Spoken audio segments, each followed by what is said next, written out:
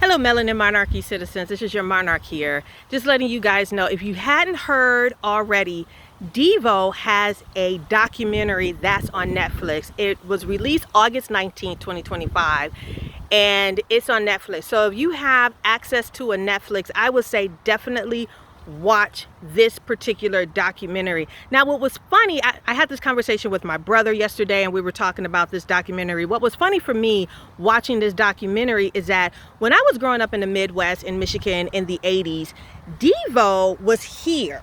Devo was here. Devo was like the man. It wasn't just Whip It. Yeah, Whip It was great, but Devo was here as an alternative band, as a new wave band, as a punk band. They were here. And so a lot of us know, and some of us don't know, that they got their start in the Midwest. They were just nerds who just decided to rail against politics, to rail against tradition, and to start, music, or as my brother would say, performance art, and in the 70s, and then to see it through. And so the documentary is not about each and every member. It's about the genesis of the band, how they began in at Kent State, how they got together at Kent State, the things that were going on at that time, and how that shaped them as artists. And so the main interviewees is Jerry Cassell and Mark Mothersbaugh. And so I love the fact Chris Smith directed this. And so kudos to him. So I want all of us to go and watch this Devo documentary, because I think it's important to watch it and hear their story.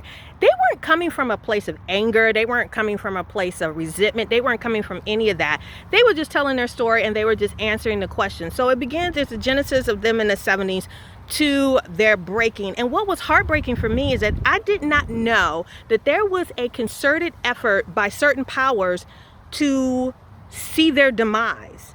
To try to see their demise. And I can't understand why, just because you don't agree with someone's politics, or you don't agree with somebody, you just flip a switch and you just decide nobody's going to hear your music and nobody's going to see your videos. So it was a lesson for me, and a lesson for all of us, is that don't give anybody else the power to tell you what kind of music you like and what kind of music you listen to. And I know that we have social media, is different now, but still, there are powers that be that want to control what you listen to, what you hear, and what you don't hear. So don't allow people to do that for you.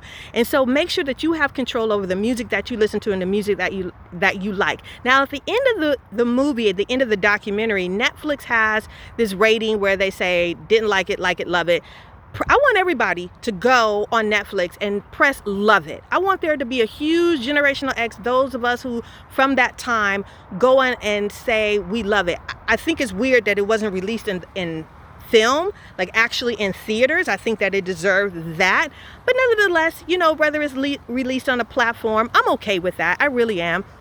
I just want to say that my hat is off to Devo and how they stuck with it, how beyond, even though these guys were geniuses, they could have been making millions and billions of dollars doing other things, but they decided to do their performance art. They decided to do their art, and we are the better for. We know that a lot of artists came after them that pulled from Devo. And so again, Devo was at Cruel World this year, and me and my brother, we just feel like they killed it. You guys, they killed it. I would love to see Devo do more tours. I know Devo, they're getting older in age, but they still got it. They still have it. And so all of you guys that were at Cruel World in Los Angeles or in Pasadena in 2025, you guys saw Devo. You guys saw how they just wrecked the place. They brought it, and they brought it clean, and they brought it good.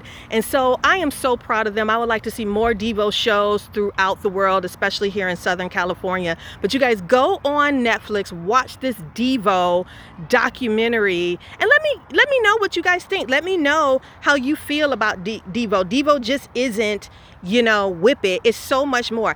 I don't agree with all of Devo's politics, but the music is what keeps us going, right? So music is the soundtrack of our times and the soundtrack of our lives. And we need to make sure that we are curating it, and the people that are curating it are being supported. So that's my take for this weekend.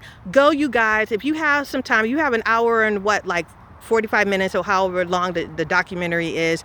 Definitely go on and watch this Devo documentary. Again, I heard about it when I went to go see, somebody told me about it when I went to go see 80s Live, the show that I went to go see this past week. Somebody told me about it then I started seeing it on Facebook. And so let's blow this up. Let's blow up Devo, because they deserve their flowers. They deserve their roses right now. And it's up to us who are still around, who still love music and understand how important music is in our lives. Let's go and let's support this documentary. All right, you guys. Toodle pip. We're having a heat wave in Southern California, so I'm sweating bullets. All right. Bye, you guys.